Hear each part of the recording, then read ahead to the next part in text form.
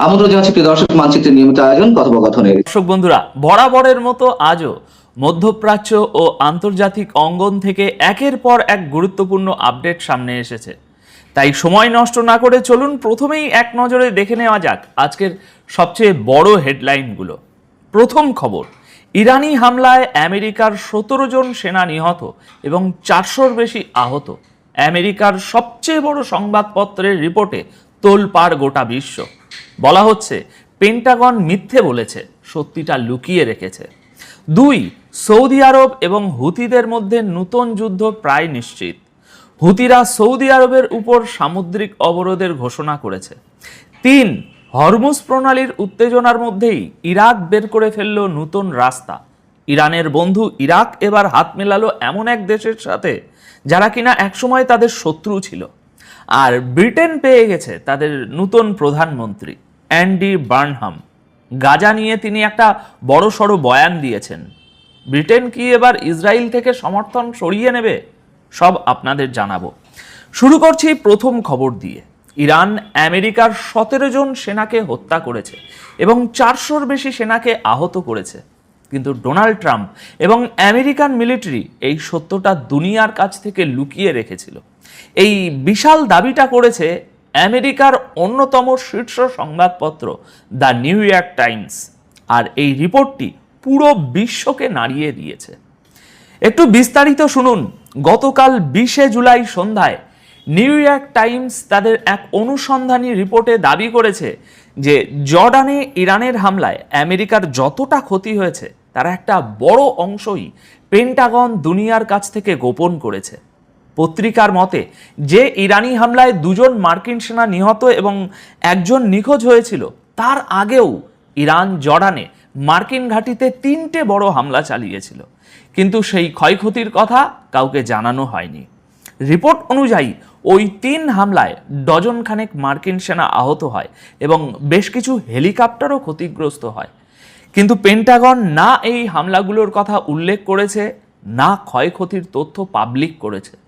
CENTCOM তাদের বয়ানে শুধুমাত্র হরমুজ প্রণালী দিয়ে যাওয়া জাহাজগুলোর উপর ইরানি হামলার কথাই বলেছে, কিন্তু জর্ডানে মার্কিন ঘাঁটিতে হওয়া হামলাগুলোকে পুরোপুরি এড়িয়ে গেছে। মার্কিন সেনার যুক্তি শুনবেন। তাদের দাবি, আহত সেনাদের বিস্তারিত তথ্য দুনিয়াকে জানানোর কোনো বাধ্যবাধকতা তাদের নেই, বিশেষ করে যখন চিকিৎসা শেষে তারা ডিউটিতে ফিরে এসেছে। আমেরিকার আরেকজন অফিসার তো পত্রিকাকে এও বলেছেন যে পেন্টাগন যদি প্রতিটি ক্ষয়ক্ষতির কথা প্রকাশ করে দেয়, তবে ইরানের পক্ষে এটা বোঝা সহজ হয়ে যাবে যে তাদের মিসাইল এবং ড্রোনগুলো কোথায় সবচেয়ে বেশি আঘাত আনছে। এই কারণেই সেন্টকম নাকি প্রতিদিন রাতে ইরানে কতগুলো লক্ষ্যবস্তুতে হামলা চালাচ্ছে সেটাও জানানো বন্ধ করে দিয়েছে। তবে সবচেয়ে চমকে দেওয়ার মতো বিষয়টা এবার শুনুন। নিউ ইয়র্ক টাইমস লিখেছে 28 ফেব্রুয়ারি যুদ্ধ শুরু হওয়ার পর থেকে এ পর্যন্ত 17 জন মার্কিন সেনা নিহত হয়েছে এবং 400-র বেশি আহত হয়েছে। এটা একটা অনেক বড় সংখ্যা। আর এই সংখ্যাটা আজ পর্যন্ত আমেরিকান আর্মি বা ট্রাম্প কেউই প্রকাশ করেনি। রিপোর্টে আরও দাবি করা হচ্ছে ট্রাম্প প্রশাসন এটাও লুকিয়েছে যে এই যুদ্ধে আমেরিকার দামি দামি অস্ত্র কত দ্রুত শেষ হয়ে যাচ্ছে এবং ইরান কতটা সফলভাবে নিজেদের মিসাইল ক্ষমতা পুনরায় তৈরি করে নিয়েছে। এখন যদি এই রিপোর্ট সত্য হয়, তার মানে হলো যুদ্ধক্ষেত্রে আমেরিকার ঠিক কতটা ক্ষতি হয়েছে তার আসল চিত্রটা আজ পর্যন্ত দুনিয়ার সামনে লুকিয়ে রাখা হয়েছে। খবরের দুনিয়ায় এভাবেই খবর প্রকাশ করা হয় দর্শক বন্ধুরা। এবার আসি দ্বিতীয় খবরে। সৌদি আরব এবং ইয়েমেনের হুতিদের মধ্যে একটা নতুন যুদ্ধ এখন প্রায় নিশ্চিত। হুতিরা এমন একটা বড় ঘোষণা করে দিয়েছে যার পর আরব সাগর এবং লোহিত সাগরে একটা নতুন যুদ্ধের ফ্রন্ট খোলা এখন শুধু সময়ের অপেক্ষা। গতকাল 20 জুলাই বিকেল ঠিক 5:30টায় হুতিরা ঘোষণা করে যে তারা সৌদি আরবের বিরুদ্ধে তাৎক্ষণিক সমুদ্র অবরোধ জারি করেছে। হুতিদের সেনা মুখপাত্র ইয়াহিয়া সাইরির বয়ান সামনে এসেছে। তিনি বলেছেন, এই সিদ্ধান্ত নেওয়া হয়েছে অবরোধের বদলে অবরোধ এবং আগুনের বদলে আগুন নীতির ভিত্তিতে। হুতিদের দাবি, সৌদি আরব ইয়েমেনে তাদের নিয়ন্ত্রিত অঞ্চলগুলো অবরোধ করে রেখেছে এবং সেখানে হামলা চালিয়েছে। আর এর জবাবে ঠিক একই কায়দায় পাল্টা হামলা করা হবে তাদের দাবি। ইয়াহিয়া সারি জানিয়েছেন যে এখন থেকে সৌদি আরবের দিকে যাওয়া বা সেখান থেকে আসা যে কোনো জাহাজকে টার্গেট করা হবে, সেটা যে ধরনেরই জাহাজ হোক না কেন, কোনো কিছুই আর রেহাই পাবে না। এর পাশাপাশি দর্শক বন্ধুরা, হুতিরা সৌদি আরবকে সতর্ক করে বলেছে, সৌদি আরব যদি পরিস্থিতি আরও ঘোলাটে করার কোনো চেষ্টা করে তবে তার জবাব হবে আরও বড় এবং ভয়ানক। সুতরাং এর মানে বুঝছেন দর্শক বন্ধুরা, প্রায় 4 বছর পর আবারও সৌদি আরব এবং হুতিরা সামনাসামনি। এই সামুদ্রিক অবরোধ কার্যকর হলে মিডল ইস্টের যুদ্ধে এক নতুন মাত্রা যোগ হবে। হরমুজ প্রণালীর ঝামেলার কারণে সৌদি আরবের ওই দিকের বাণিজ্য এমনিতেই থমকে আছে, এবার এই জদ্দার দিকের বাণিজ্যও আটকে যাবে। এখন বাধ্য হয়ে সৌদি আরবকে হয় যুদ্ধে নামতে হবে, নয়তো চাপ দিয়ে যুদ্ধ থামাতে হবে। খুব জগা খিচুড়ি একটা পরিস্থিতি। সত্যি বলতে এই 4টে খবর নিয়ে 4টে আলাদা আলাদা ভিডিও বানানো যেত, কিন্তু আমি সব একসাথেই কভার করছি যাতে আপনাদের সময়টা খুব কম লাগে। এবার তৃতীয় খবরটা শুনুন। হরমুজ প্রণালীতে ইরান ও আমেরিকার সংঘাতের সুযোগ নিয়ে ইরানের বন্ধু ইরাক নিজেদের তেল বিক্রির একটা নতুন রাস্তা বের করে ফেলেছে।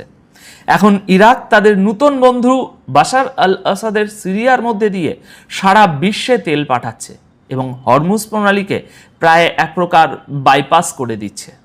রিপোর্ট অনুযায়ী হরমুজ ব্লকেটের পর ইরাক এখন ট্রাক এবং ট্যাঙ্কারের মাধ্যমে লক্ষ লক্ষ ব্যারেল তেল সিরিয়ায় পৌঁছাচ্ছে।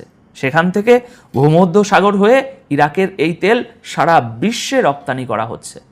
ব্লুমবার্গের রিপোর্ট বলছে ইরাক তেল ভর্তি ট্যাঙ্কারের পুরো একটা কনভয় তৈরি করেছে, যা সিরিয়ার মরুভূমি পেরিয়ে সিরিয়ার বন্দরগুলোতে পৌঁছাচ্ছে। ট্যাঙ্কার ট্র্যাকার্স নামের একটি ইন্টেলিজেন্স কোম্পানির দাবি, এপ্রিল থেকে এ পর্যন্ত ইরাক সিরিয়ার বানিয়াস রিফাইনারির মাধ্যমে 70 লক্ষ ব্যারেল অপরিশোধিত তেল এবং 50 লক্ষ ব্যারেল জ্বালানি তেল রপ্তানি করেছে। সিরিয়া এখন মিডল ইস্টের অন্যতম প্রধান অয়েল ট্রানজিট হাব হয়ে উঠছে আস্তে আস্তে। একটু ভেবে দেখুন, যে সিরিয়া ধ্বংসস্তূপে পরিণত হয়েছিল আজ সেখানে টাকা ঢুকছে, ট্রাক আসছে, টোল ট্যাক্স আদায় হচ্ছে। যদিও ট্রাকে করে তেল পাঠানোটা একটু ব্যয়বহুল, কিন্তু অন্তত ব্যবসা তো চলছে। আর এই জন্যই ইরাক ও সিরিয়ার মধ্যে সেই পুরনো বন্ধ হয়ে থাকা তেলের পাইপলাইনটা আবার চালু করার কথা চলছে, যাতে তেলের পরিবহন আরও সস্তা হয়। একেই বলে যুদ্ধে অনেক নতুন রাস্তার খোঁজ মেলে। এবার এই প্রতিবেদনের শেষ খবর হলো, ব্রিটেন আজ তাদের নতুন প্রধানমন্ত্রী পেয়েছে, আর তার কাছ থেকে গাজার মানুষদের কিছু প্রত্যাশা রয়েছে। অ্যান্ডি বার্নহাম কিংস চার্লসের সাথে সাক্ষাতের পর গতকাল 20 জুলাই তিনি নতুন প্রধানমন্ত্রী হিসাবে দায়িত্ব গ্রহণ করেছেন। তবে এই মাসের 10 তারিখে যখন তার প্রধানমন্ত্রী হওয়া প্রায় নিশ্চিত হয়ে গিয়েছিল, তখন তিনি গাজা নিয়ে একটা বড় বার্তা দিয়েছিলেন। তিনি স্বীকার করেছিলেন যে ইসরায়েল যুদ্ধের ক্ষেত্রে তার লেবার পার্টির কিছু ভুল হয়েছে। তিনি বলেছিলেন, আমাদের এবার আরও ভালো কাজ করতে হবে, ভুল শুধরে নিতে হবে। তিনি এও বলেছিলেন যে তার সরকার গঠিত হলে ইসরায়েলের উপর চাপ বাড়ানো হবে এবং গাজায় চলমান মানবিক এই যে ধ্বংসলীলা, সেটাকে কোনোভাবেই উপেক্ষা করা হবে না। বার্নহাম গাজার মানুষের কষ্টকে পুরো মানবতার বিবেকের উপর একটা কলঙ্ক বলে আখ্যা দিয়েছিলেন। তাই এখন সবচেয়ে বড় প্রশ্ন হলো, প্রধানমন্ত্রী হওয়ার পর অ্যান্ডি বার্নহাম কি সত্যি ইসরায়েলের থেকে সমর্থন সরিয়ে নেবেন? তিনি কি গাজার পরিস্থিতি উন্নত করার চেষ্টা করবেন? গাজার দিকে কি সাহায্য ও ভালোবাসার হাত বাড়িয়ে দেবেন? সময়ই এর সঠিক উত্তর দেবে। দর্শক, জর্দানে এবং ইরাকে আরো 2 মার্কিন সেনা নিহত হয়েছে, এই কথা ঘোষণা করেছে খোদ মার্কিন কেন্দ্রীয় কমান্ড সেন্টকম। এপাশে ইরানের আইআরজিসি দাবি করেছে তারা জর্দানে হামলা চালিয়েছে আকাবা বিমানবন্দরে এবং সেখানে আমেরিকার বেশ কয়েকটি C-17 পরিবহন বিমান এবং P-8 কমান্ড অ্যান্ড কন্ট্রোল বিমান ক্ষতিগ্রস্ত হয়েছে উল্লেখযোগ্যভাবে, এবং এই হামলায় তথ্য দিয়ে সহযোগিতা করেছে জর্দানের নাগরিক এবং সেনারা। এই জন্য আইআরজিসির পক্ষ থেকে তাদের প্রতি কৃতজ্ঞতা জানানো হয়েছে। এদিকে গত রাতেও আমেরিকা এবং ইরানের মধ্যে পাল্টা হামলার ঘটনা ঘটেছে। তবে বিভিন্ন সূত্র থেকে জানা যাচ্ছে যে স্পেন এবং আর্জেন্টিনার মধ্যকার যে ফাইনাল ম্যাচ, সেই ম্যাচ এবং পুরস্কার বিতরণী শেষ হওয়ার পরে আমেরিকা ইরানের উপর হামলা শুরু করে এবং তার জবাবে ইরানও হামলা চালিয়েছে। এদিকে গতকাল ইরানের যে একটি নির্মাণাধীন একটি পরমাণু কেন্দ্রে হামলা চালানো হয়েছিল, তার জবাবে কুয়েতের আল সুমায়া বিদ্যুৎ কেন্দ্রে ইরান হামলা চালিয়েছে এবং বিদ্যুৎ কেন্দ্রটি ধ্বংস হয়ে গেছে বলে আইআরজিসি দাবি করেছে। আরেকটি গুরুত্বপূর্ণ খবর আছে, সেটি হচ্ছে গতকাল আমেরিকায় আর্জেন্টিনা এবং স্পেনের যে ফাইনাল ম্যাচ হয়েছে ফুটবল বিশ্বকাপের, সেই ম্যাচের পরে পুরস্কার বিতরণী করা হয় এবং স্পেনের দল যখন কাপ হাতে সেলিব্রেশনে মেতে ওঠে, অর্থাৎ আনন্দ উল্লাস প্রকাশ করতে থাকে, সেখানে মার্কিন প্রেসিডেন্ট ডোনাল্ড ট্রাম্পও স্পেনের খেলোয়াড়দের সঙ্গে সেলিব্রেট করার চেষ্টা করে, কিন্তু খেলোয়াড়রা তাকে বিনয়ের সাথে সরিয়ে দেয়। অর্থাৎ স্পেনের খেলোয়াড়রা ডোনাল্ড ট্রাম্পের সাথে তাদের কাপ জয়ের যে আনন্দ সেটা উদযাপন করতে চায়নি। সুপ্রিয় দর্শক, এছাড়াও আরো বেশ কিছু গুরুত্বপূর্ণ খবর থাকবে, এই সমস্ত নিয়ে আমি বিস্তারিত আলোচনা করব এখনকার ভিডিওতে। আশা করি আপনারা শেষ পর্যন্ত সঙ্গে থাকবেন। আর ভিডিও ভালো লাগলে বরাবরের মতোই বলি, লাইক কমেন্ট শেয়ার করবেন এবং চ্যানেলটি সাবস্ক্রাইব করে সাথেই থাকবেন। দর্শক, চলুন বিস্তারিত আলোচনা করি। আমরা গত কয়েকদিনের যে সমস্ত ঘটনা প্রবাহ, বিশেষ করে আমেরিকা এবং ইরানের মধ্যকার যুদ্ধের ঘটনা প্রবাহের কথা বলছি, তাতে আমরা দেখতে পাচ্ছি যে জর্দানকে সবচেয়ে বেশি লক্ষ্যবস্তুতে পরিণত করেছে এখন ইরান।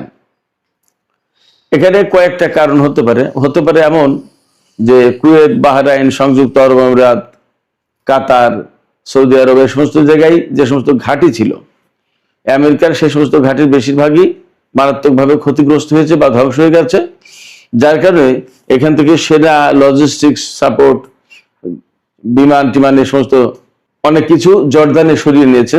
জর্দান যেহেতু তুলনামূলক ইরান থেকে দূরে, আবার ইসরায়েলেও কিছু কিছু সরিয়ে নিয়েছে বলে খবর তো বেরিয়েছে। তো এই জর্দানকে গতকালকেও টার্গেট করেছে আইআরজিসি এবং নতুন করে জর্দানের আকাবা বিমানবন্দরে হামলা চালিয়েছে। এ কয়েকদিন প্রিন্স হাসান, এরপরে কিং হোসেন এবং প্রিন্স সুলতানিয়ার বেজে হামলা চালাচ্ছিল, মুওয়াফাক আল সালতি বিমানবন্দরে হামলা চালাচ্ছিল, কিন্তু গতকাল হামলা চালিয়েছে আকাবা বিমানবন্দরে। ইসরায়েলের যে এইলাত বন্দর, তার কাছে আকাবা বন্দর অবস্থিত। এই আকাবা বন্দরের পাশেই আকাবা বিমানবন্দর আছে জর্দানের, সেখানে হামলা চালিয়েছে এবং আইআরজিসি দাবি করছে যে তাদের এই হামলায় বেশ কয়েকটি C-17 পরিবহন বিমান, মার্কিন পরিবহন বিমান, বড় বড় বিমান ক্ষতিগ্রস্ত হয়েছে বা উল্লেখযোগ্যভাবে ক্ষতিগ্রস্ত হয়েছে এবং বেশ কয়েকটা P-8 কমান্ড অ্যান্ড কন্ট্রোল বিমান ধ্বংস হয়েছে। এই বিমান দিয়ে অন্যান্য বিমান অভিযান পরিচালনা করা, আকাশের command and control system, control, এগুলো পরিচালনা করা হয়। মানে শত্রুপক্ষের উপরে বিমান হামলার জন্য অথবা ক্ষেপণাস্ত্র হামলার জন্য বা আকাশ প্রতিরক্ষার ক্ষেত্রে এই কমান্ড অ্যান্ড কন্ট্রোল বিমান একেবারে স্বতন্ত্র একটা কমান্ড সেন্টার হিসেবে কাজ করে। এই বিমান কয়েকটা নাকি ধ্বংস করেছে আইআরজিসি বলছে। এবং আইআরজিসি এখানে চমকপ্রদ দাবি করেছে, যেটা উল্লেখযোগ্য, সেটা হচ্ছে যে তাদের এই হামলার আগে জর্দানের নাগরিকরা এবং জর্দানের সামরিক বাহিনীর লোকজন আইআরজিসিকে তথ্য দিয়ে নাকি সহযোগিতা করেছে এবং এই জন্য আনুষ্ঠানিকভাবে বিবৃতি প্রকাশ করে আইআরজিসি জর্দানের বেসামরিক নাগরিক যারা এই তথ্য দিয়ে সাহায্য করেছে এবং জর্দানের সামরিক বাহিনীর যে সমস্ত সদস্য তথ্য দিয়ে সাহায্য করেছে তাদেরকে কৃতজ্ঞতা জানিয়েছে একেবারে আনুষ্ঠানিক বিবৃতির মাধ্যমে। এটা কিন্তু ভেরি বিগ ডেভেলপমেন্ট। আইআরজিসির দাবি যদি সত্যি হয়, এবং ধরে নিচ্ছি অবশ্যই আইআরজিসির দাবি সত্যি, কারণ অহেতুক এই কথা বলার তো বিশেষ কোনো কারণ আছে বলে মনে হয় না। এপাশে মার্কিন সামরিক বাহিনীর জন্য আরেকটা বিপর্যয়কর খবর আছে। মার্কিন সামরিক বাহিনী যে কেন্দ্রীয় কমান্ড সেন্টকম, তারাই এই খবর জানিয়েছে বিবৃতি দিয়ে, আনুষ্ঠানিক বিবৃতি দিয়ে, যে জর্দানে এবং ইরাকে আরো 2 জন সেনা মারা গেছে। জর্দানে আমরা গতকালকের ভিডিওতে যে খবর দিয়েছিলাম যে 2 জন সেনা নিহত হয়েছে এবং একজন নিখোঁজের কথা বলছে, এবং আমি সেই ভিডিওতে বলেছিলাম যে ইরান জানিয়েছে অনেক সেনা একেবারে চূর্ণ বিচূর্ণ হয়ে গেছে, তাদেরকে চেনা যাচ্ছে না। ঠিক এই কথাটাই জানিয়েছে সেন্টকম, যে তারা আর একজন সেনাকে মানে চূর্ণ বিচূর্ণ টুকরো টুকরো হয়ে গেছে এইরকম একটা দেহাবশেষ তারা উদ্ধার করেছে, কিন্তু তার নাম পরিচয় কিছু শনাক্ত করা, চিহ্নিত করা যাচ্ছে না, চেনা যাচ্ছে না, একেবারে মানে আনআইডেন্টিফাইড বলছে। জর্দানের সামরিক ঘাঁটিতে আনআইডেন্টিফাইড লোকজন কোথা থেকে আসছে? সবই তো মার্কিন সেনা তারা, কিন্তু তাদের চেনা যাচ্ছে না। কারণ 2টা কারণ হতে পারে। একটা হচ্ছে যে ক্ষেপণাস্ত্রের আঘাতে এই সমস্ত সেনার লাশ বা দেহ একদম ক্ষতবিক্ষত টুকরো টুকরো হয়ে গেছে, এটা একটা কারণ হতে পারে। আর একটা কারণ হতে পারে যে আগুন ধরে পুড়ে গেছে, তাদেরকে আর শনাক্ত করার মতো অবস্থা নেই। যাই হোক না কেন, জর্দানে যে মার্কিন সামরিক বাহিনীর জন্য বড় রকম বিপর্যয় সৃষ্টি করেছে ইরানের সেনারা, এটা একদম পরিষ্কার। এবং জর্দানে এই বিপর্যয় সৃষ্টি করার পরেই কিন্তু ইরানের উপর তারা প্রতিশোধমূলক ব্যাপক হামলা চালানোর চেষ্টা করেছে। বাট ফ্যাক্ট হচ্ছে যে আমেরিকার পক্ষ থেকে ইরানকে এখন ধসিয়ে দেওয়ার মতো অবস্থা আর খুব একটা দেখা যাচ্ছে না, সেই রকম সক্ষমতা তাদের নেই। কারণ আঞ্চলিক বেশিরভাগ ঘাঁটি মার্কিন সামরিক বাহিনীর যে সমস্ত লজিস্টিক্স, তারপরে ক্ষেপণাস্ত্র প্রতিরক্ষা ব্যবস্থা, ক্ষেপণাস্ত্র ছোড়ার লঞ্চার, বিমান টিমান, এগুলো অনেক কিছু ধ্বংস হয়েছে, বড় রকমের বিপর্যয় পড়েছে মোটামুটি ভাবে, এটা আপনারা নিশ্চিত থাকুন। এই বড় রকমের বিপর্যয় পড়ার পরেই এই অঞ্চল ছেড়ে জর্দান এবং ইসরায়েলের দিকে চলে গেছে। এখন মূলত যুদ্ধটা হয়তো বা বেশিরভাগ ক্ষেত্রেই সীমাবদ্ধ থাকবে ইরানের সাথে জর্দান এবং ইসরায়েল ওই এলাকায়।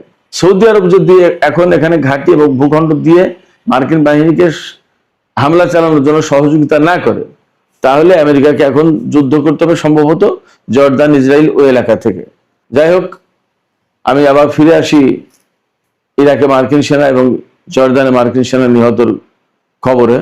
তো জর্দানে মার্কিন সেনা নিহতের ব্যাপারে ইরান কিন্তু দাবি করেছে যে বহু সেনা মারা গেছে। আমেরিকা তো বলছে 2 জন, এখন 3 জনের কথা স্বীকার করলো, কিন্তু ইরান বলছে যে সেখানে বহু সেনা মারা গেছে। এবং আমার কাছে মনে হচ্ছে যে দেখেন, যে সেনা মারা গেছে টুকরো টুকরো হয়ে অথবা পুড়ে গেছে, সেখানে আরো 2 জন মারা গেছে, তো মাত্র 3 জন সেনা ছিল সেখানে। বলা হচ্ছে যে একটা মেসের ভেতরে হামলা হয়েছে, একটা ডাইরেক্ট ক্ষেপণাস্ত্র হিট করেছে, এবং এই সমস্ত ক্ষেপণাস্ত্রগুলো সব ব্যালিস্টিক এবং বড় বড় ক্ষেপণাস্ত্র। কমপক্ষে ওয়ারহেডের ওজন হচ্ছে 1500 কিলোগ্রাম, তার মানে 1.5 টন। 1.5 টন মানে কি? 37.5 মন ওজন। তা যদি বিস্ফোরিত হয় তাহলে কি হয়, ধ্বংসযোগ্য কি পরিমাণে হয় আপনারা কল্পনা করুন।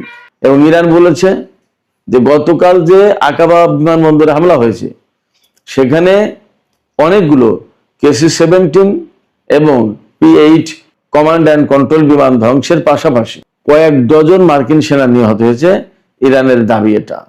তো আমরা জানি না, তবে মোটামুটি ভাবে আন্তর্জাতিক বিশ্লেষক এবং গণমাধ্যমে এই কথা বলা হচ্ছে, বহু সেনা মারা গেছে গত কয়েকদিনে ইরানের হামলায়, কিন্তু আমেরিকা তা স্বীকার করছে না সব। এখানে আরেকটা লক্ষণীয় ব্যাপার, সেটা হচ্ছে ইরান যেভাবে হামলা চালাচ্ছে এবং যে কৌশলে এই পর্যন্ত যুদ্ধটাকে এনেছে, সেটা হচ্ছে যে মধ্যপ্রাচ্যে আমেরিকার যে সমস্ত সামরিক সরঞ্জাম হামলার কাজে এবং হামলা প্রতিহত করার ক্ষেত্রে ব্যবহৃত হচ্ছিল, এই ধরনের সামরিক সরঞ্জাম সব ধ্বংস করে দেওয়ার চেষ্টা করেছে ইরান।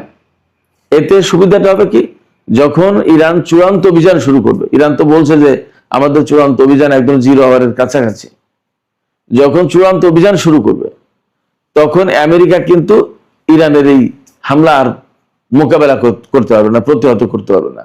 কারণ ততক্ষণে তো তাদের ইন্টারসেপ্টর শেষ, বা যে সমস্ত ক্ষেপণাস্ত্র প্রতিরক্ষা ব্যবস্থা বা আকাশ প্রতিরক্ষা ব্যবস্থা দিয়ে, যেগুলোকে দিয়ে ইরানের ড্রোন, ক্ষেপণাস্ত্র বা বিমান হামলা যদি চালায়, এগুলো যে ঠেকাবে, সেগুলো যদি ইরান মোটামুটি ভাবে ম্যাক্সিমাম ধ্বংস করে দিতে পারে, তখন আমেরিকার জন্য আসলে একটা বড় রকম বিপর্যয় নেমে আসবে। এবং মধ্যপ্রাচ্যের বিভিন্ন দেশে ইরান এতদিন কষ্ট করে এই কাজটাই করেছে, আমেরিকার হামলা করার এবং হামলা ঠেকানোর এই 2 রকমের প্রতিরক্ষা ব্যবস্থা বা সামরিক সরঞ্জাম ধ্বংস করেছে।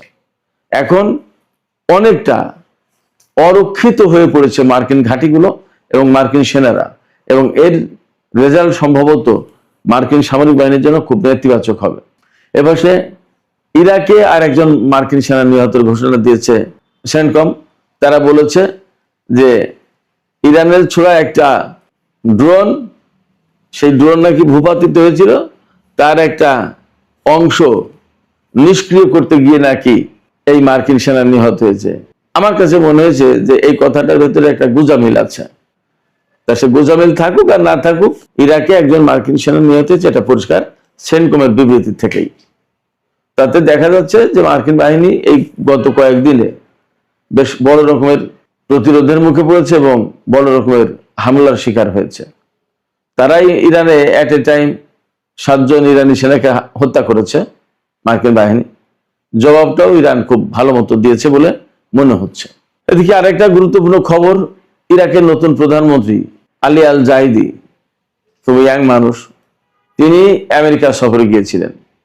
আমেরিকার সফর থেকে ফিরে এসে তিনি ঘোষণা দিয়েছেন চলতি সপ্তাহের শেষের দিকে তিনি ইরান সফরে যাবেন। চলতি সপ্তাহ শেষ হতে পারে বৃহস্পতি, শুক্র, শনি, রবি, এই 4 দিনের যে কোনো একদিন। এখন এই যে সফরে যাবেন, এই সফরে নাকি তিনি ইরানের সর্বোচ্চ নেতা আয়াতুল্লাহ মুস্তফা খামেনি তার সাথে সাক্ষাৎ করতে চেয়েছিলেন, কিন্তু আমি বিভিন্ন সামাজিক মাধ্যমের পোস্টে দেখতে পাচ্ছি যে ইরানের কর্তৃপক্ষ সর্বোচ্চ নেতার সাথে সাক্ষাৎ করতে দিতে রাজি হয়নি। তারা বলেছে যে ইরাকের প্রধানমন্ত্রীর সফর হবে কিন্তু সর্বোচ্চ নেতার সাথে বৈঠক হবে না।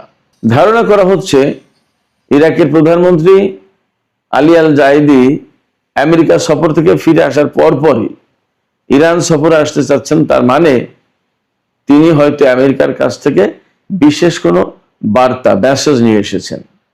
হতে পারে নতুন করে যুদ্ধবিরতির ব্যাপারে কোনো আলাপ, কোনো প্রস্তাব, হতে পারে আমেরিকার পক্ষ থেকে কোনো বিশেষ কোনো মেসেজ যে যুদ্ধ বন্ধ করুন, তা না হলে আমরা কিন্তু পরমাণু হামলা চালাবো। এখন আমেরিকার সামনে ইরানকে হুমকি দেওয়ার সবচেয়ে বড় অস্ত্র হচ্ছে পরমাণু অস্ত্র, এছাড়া আর কিছু নেই। অথবা আর কি হতে পারে আমি জানি না। তবে একটা ব্যাপার, ইরাকের সাথে আমেরিকার বহু সংখ্যক চুক্তি এবং সমঝোতা স্মারক সই হয়েছে এই সফরের সময়। এর সাথে ইরানের আবার স্বার্থ অনেক কিছু জড়িত থাকার কথা। তো কোন বিষয় নিয়ে আলোচনা হবে আমরা জানি না। তবে ইরাকের প্রধানমন্ত্রীর এই সফরটা যে ইরানের জন্য বা আন্তর্জাতিক রাজনীতি এবং আঞ্চলিক রাজনীতি, কূটনীতি এবং কৌশলগত অবস্থানের জন্য অনেক গুরুত্বপূর্ণ, সেটা বোঝা যাচ্ছে। দেখা যাক ইরাকের প্রধানমন্ত্রী সফরে আসলে কি হয় এবং কি কি খবর বের হয়। হয়তো তার আগে আরো নতুন কিছু তথ্য বের হবে, আমরা অপেক্ষা করি। এবার সে ইরানের একটি নির্মাণাধীন পরমাণু বিদ্যুৎ কেন্দ্রে হামলা চালিয়েছিল মার্কিন বাহিনী। এর জবাবে ইরান কুয়েতের আল সুমায়া বিদ্যুৎ কেন্দ্রে হামলা চালিয়েছে এবং বিদ্যুৎ কেন্দ্রটা ধ্বংস হয়ে গেছে বলে আইআরজিসি জানিয়েছে। একেবারে মারাত্মক রকমের ক্ষতিগ্রস্ত হয়েছে। এবং এই গত কয়েকদিনের হামলা পাল্টা হামলার ঘটনায় যে সমস্ত বেসামরিক স্থাপনা ধ্বংস হয়েছে, তার ভিতরে পানি লবণাক্ত মুক্তকরণ স্থাপনা বা কেন্দ্র, বিদ্যুৎ কেন্দ্র, ইরানের রেল স্টেশন, রেল লাইন বা সেতু, সড়ক সেতু, এরপরে কয়েকটা বিমানবন্দরে হামলা চালিয়েছে। এইরকম ভাবে ক্ষতিগ্রস্ত হয়েছে। আসলে আমি আবারও বলি, আমেরিকা এবং ইরানের এই হামলা পাল্টা হামলার ঘটনায় ইরান এবং মধ্যপ্রাচ্যের দেশগুলোর বেসামরিক স্থাপনাও কিন্তু অনেক ক্ষয়ক্ষতি হচ্ছে, ধ্বংস হয়ে যাচ্ছে। কিন্তু আমেরিকার মূল ভূখণ্ড এবং তাদের নিজেদের ব্যবসা কেন্দ্র, ঘর বাড়ি, অফিস আদালত সবকিছু অক্ষত থেকে যাচ্ছে। এই জিনিসগুলো মধ্যপ্রাচ্যের দেশ যত তাড়াতাড়ি বুঝবে তত তাড়াতাড়ি এই সংকটের সমাধান হবে বলে মনে করা হয়। সুপ্রিয় দর্শক, আপনারা সবাই জানেন গত রাতে আর্জেন্টিনা এবং স্পেনের ভেতরে বিশ্বকাপ ফুটবলের ফাইনাল ম্যাচ অনুষ্ঠিত হয়েছে এবং তাতে স্পেন জিতেছে। স্পেন জেতার পরে পুরস্কার বিতরণ হয়েছে, কাপ পেয়েছে স্পেনের খেলোয়াড়রা।